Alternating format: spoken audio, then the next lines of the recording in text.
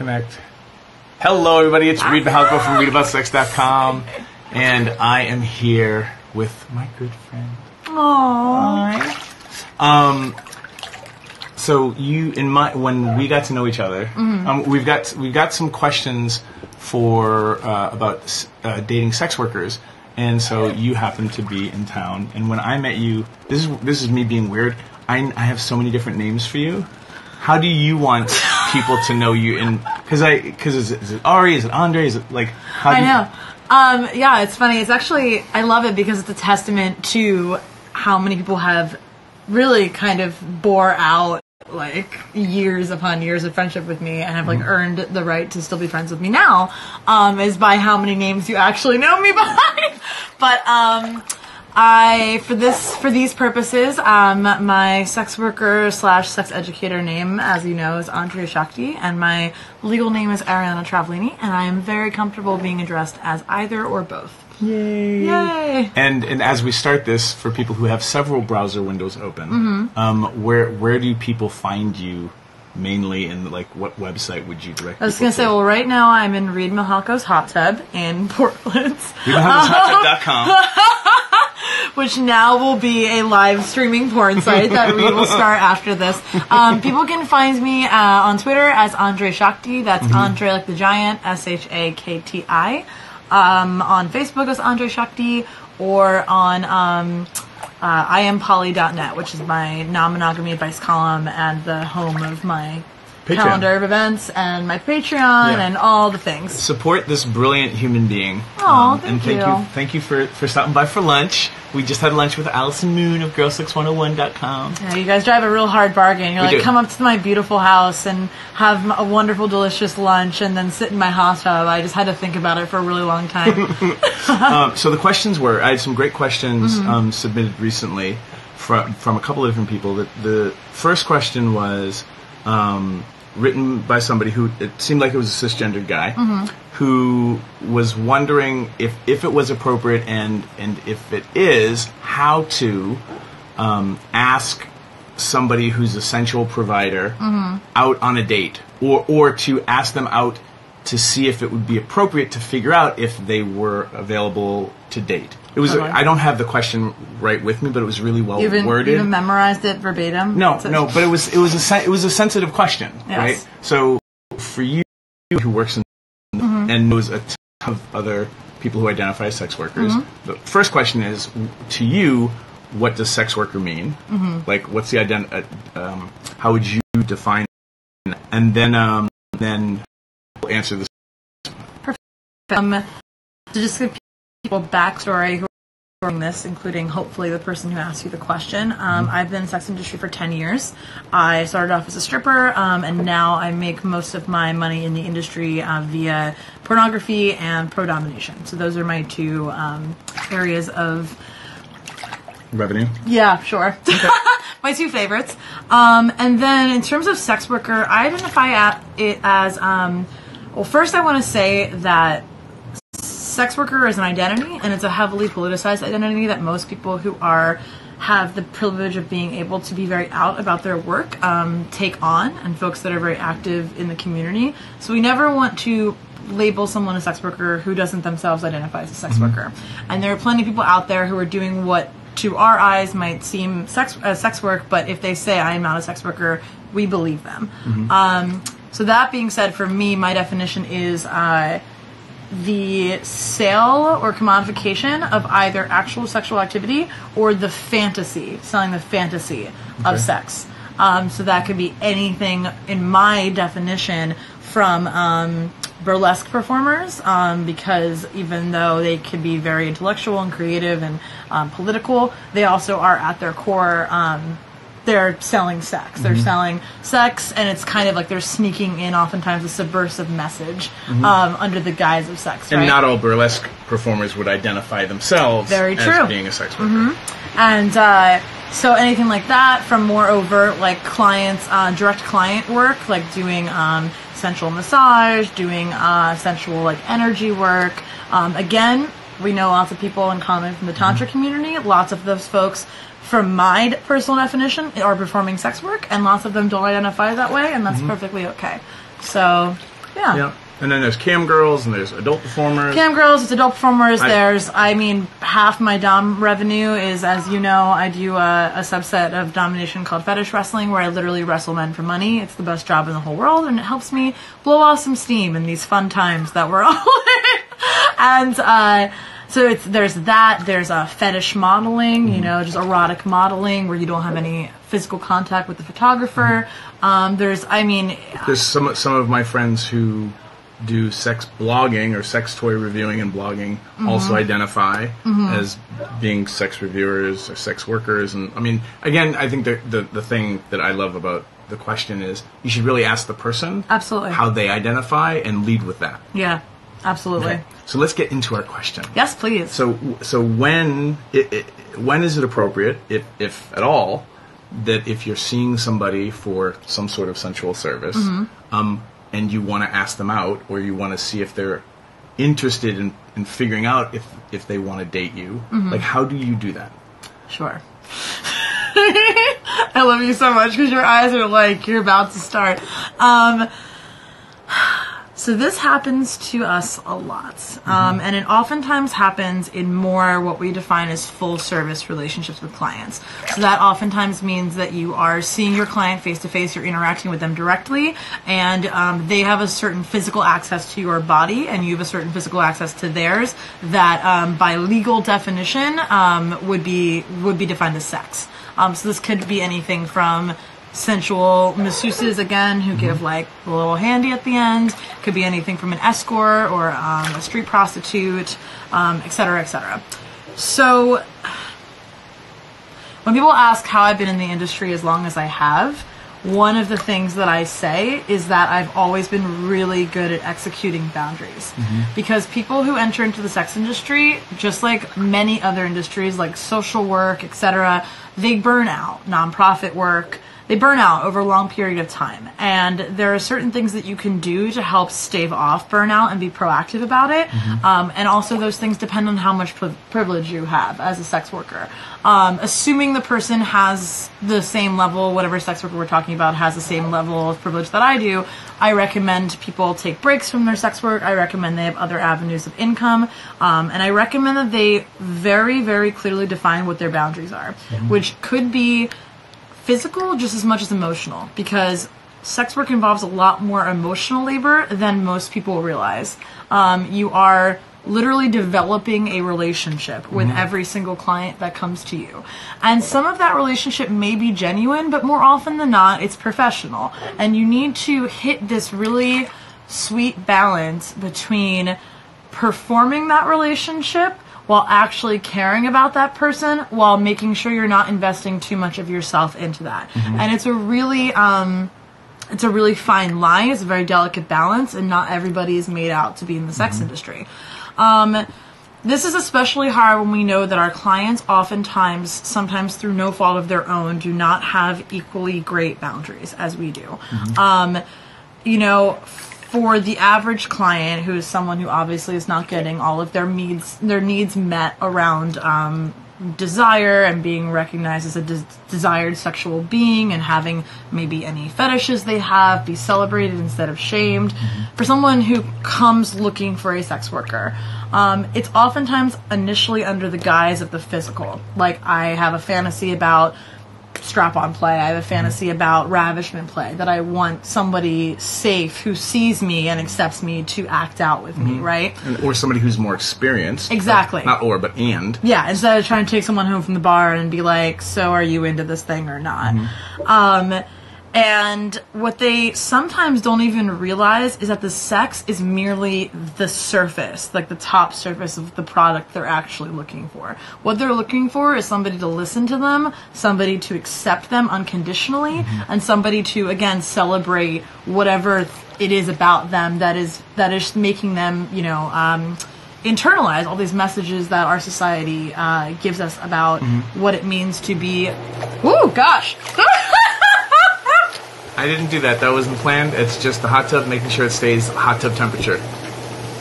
Really? Because it kind of felt like an enema to me, is actually what it felt like. Then you're sitting exactly where you need to be sitting. Excellent. You chose the spot for a reason, didn't you? Nope. You would not. This is not a setup.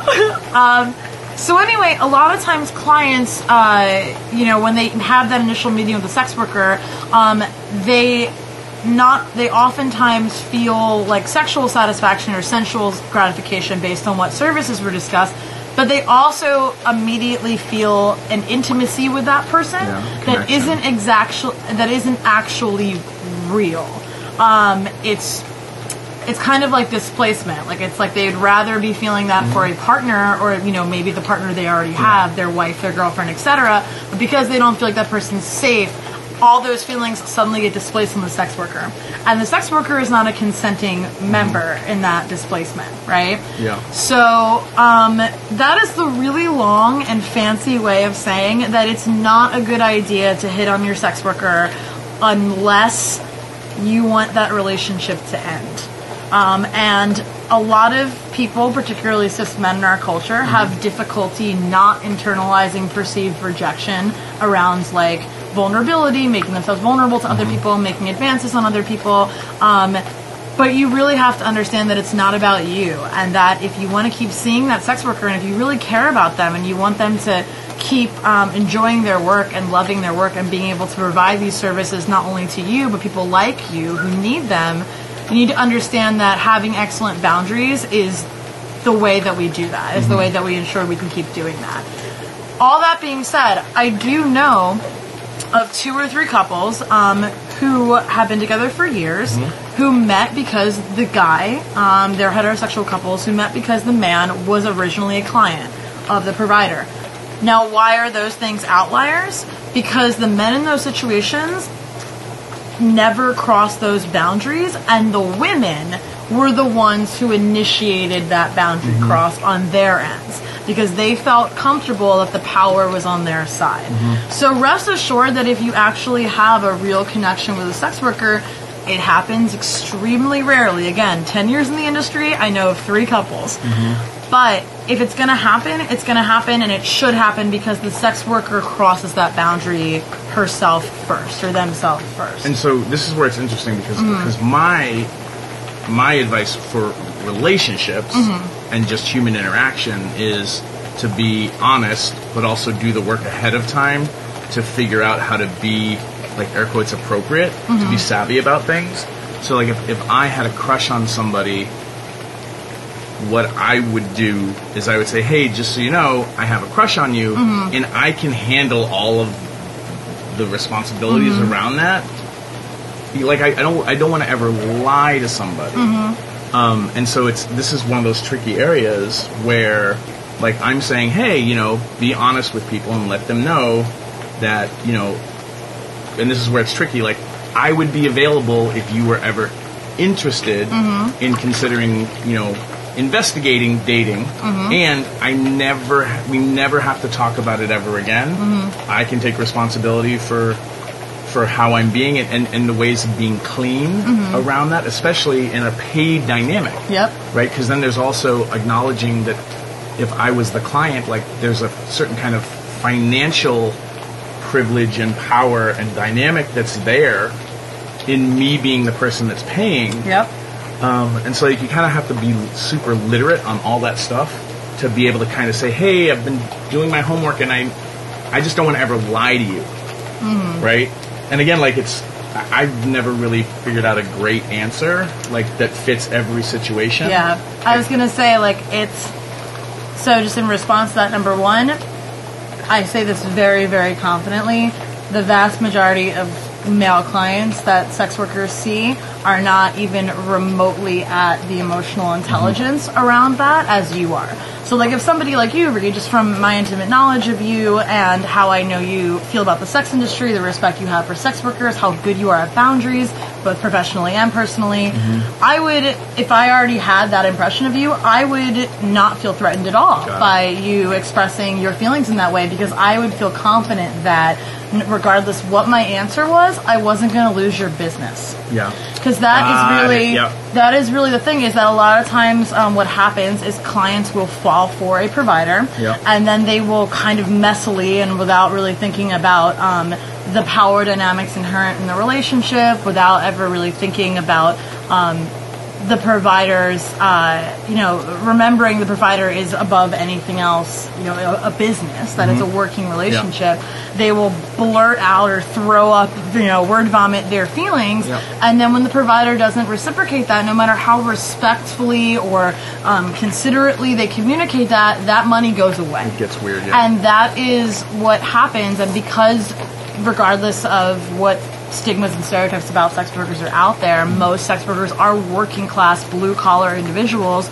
We need that money. You don't want to lose the customer. We don't want to lose the customer. And that doesn't mean, just because we're thinking predominantly from a financial perspective, does not mean that we don't actually care about the individual. And that's what a lot of times there's this binary way of looking at it from a client's perspective. Well, they're like, well, if you really cared about me, you wouldn't be taking my money. And if you won't take my money, like, can we at least have a personal relationship? And it's like those two things can coexist in the same relationship with someone. Thank you for that. You're so welcome. Thank you for asking me. You have to twist my arm so hard to talk about sex work. Hot tub, and then we have apple pie, homemade apple pie for after hot tubbing. Treat sex workers nicely, ladies and gentlemen, wherever you happen to come upon them. Also, way more sex workers than you actually think you do. Most people think they don't know any sex workers. We're all out there. You cannot tell who we are just by looking at us. And I guarantee you somebody in your close circle, whether it's family or close friends, is an active sex worker and just is not disclosing that for whatever reason. So this is the next question, and before my battery runs out. When, as a sex worker, when is it appropriate, or when would you, I don't speak for all sex workers, right? But I'm trying to adjust my position subtly without nip slipping. Okay. There you go. There we go. Okay. We could also put it right up against the thing, so we could lean up on it like this. Okay, that's great. Good? I like that. Okay. Thank you. So the next question is, what's your advice around when is it appropriate if you're dating somebody socially to disclose that you're a sex worker?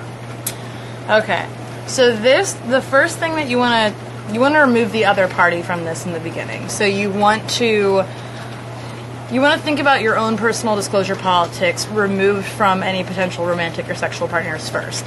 So where are you right now? Are you out to family? Are you out to friends? Are you out to social media or the internet? Are you out, in all areas of your life? Are you very in the closet in most areas of your life? Many people, although I advocate for all sex workers coming out all the time just to show what our true numbers are in this country, I also would never think of guilting or shaming anyone for not being out. Everybody has their own reasons. Exactly. You might have kids, you might have a job working with children, you may have an ex who would love to get their hands on that information so they can blackmail you in some way. So all of these are very legitimate.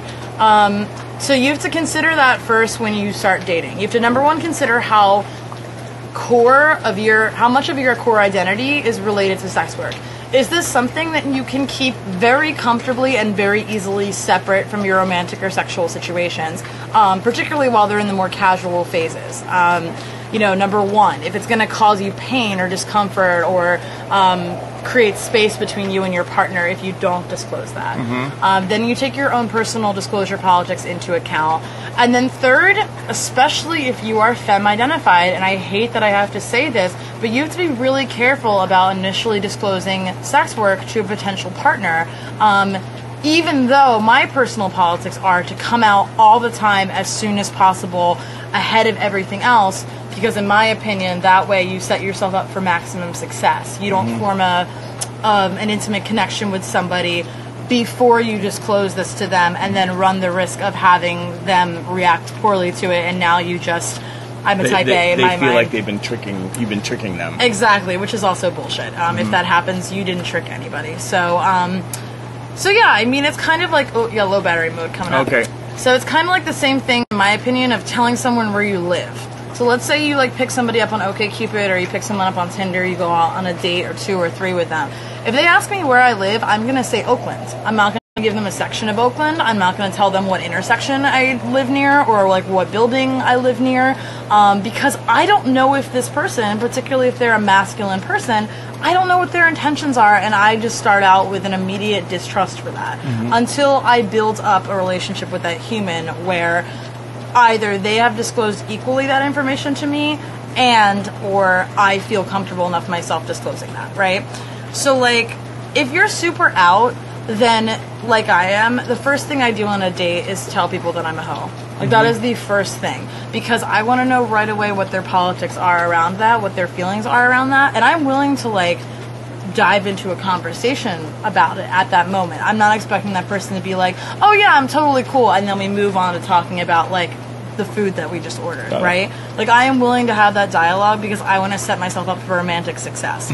If you're more in the closet about it, I would, and or you have a severe security or safety concern, I would wait a few dates. I would wait a few dates until you feel like this is somebody that you want to continue seeing, until you feel like somebody that you vetted them a little bit. Exactly. This is a safe person. This is a person that respects you. But overall, I really wouldn't wait more than like 3 or 4 dates with somebody, because with the pervasiveness of the internet, how it is right now, number one, somebody is going to find out. And if the more in the closet you are, when that person finds out, the more they can use that as a weapon against you. And I just like eliminating as many weapons in my life as humanly possible. And if you're just joining this video, we did preface that, you know, people stay in the closet for their own reasons, and those are really good reasons. So, like, no one's shaming anybody, because we don't know everyone's, you know, lived experiences, and most people have really good reasons for things, and it becomes that kind of weird, like, even in those first couple of dates, I wouldn't sleep with them on the first date because they don't know yet, so you don't have informed consent, but I'd spend a couple of dates having really interesting conversations about politics. You know, what are your views on workers' rights, and what about sex work? And, like, you kind of, pun intended, slip it in, but doing it as an assessment technique to figure out if this social lubrication, to see if this is a bad idea or not. Like, it's kind of a dating your species situation. And I'm going to make one more point because I'm worried the battery might die beforehand. Is that there might be a third circumstance, which is that you might be comfortable being out with the idea of being out. You might not feel like you'd be very threatened. Your livelihood would not be very threatened by being out. But you might have a discomfort with telling people that you're in the sex industry for your own reasons. You might have an internal discomfort with that. Your personal privacy settings or such, it's like it's none of their business yet. Well, that, and I'm going to say, if you were the kind of person who could totally be out, but you still don't tell people because you're afraid of how you'll be seen, of how you'll be judged, you have your own discomforts around sex work that perhaps you haven't yet identified and sussed out, I would say that before you even think about disclosing to another person, you need to figure that stuff out internally. We call that internalized whorephobia. There isn't anything wrong with experiencing those feelings. It just means, you know, some people are more empaths than are others, and that it means that, you know, society's feelings about sex work and the kind of people who do it have just been absorbed over such a long period of time by us that it's really hard for us to shake those out.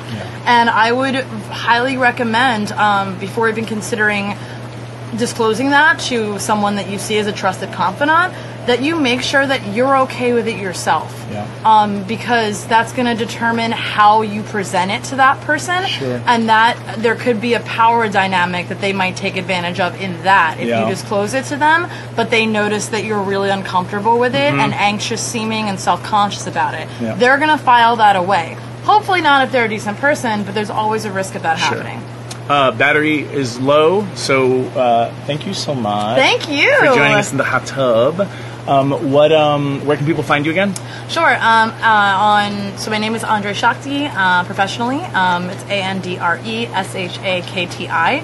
I'm a friend of Reid's on Facebook, so you can find me through there, or you can search me on Twitter at Andre Shakti, or you can go to my website, which is IamPoly.net. And I Am Poly, and So Can You is my weekly non-monogamy advice column that you can check out. And if you would like to support this brilliant person's work, you have a Patreon. Patreon.com/I Am Poly. All right, guys. Thank you. Leave some comments, and I'll check them out later. Have a great one. Back to the hot tub.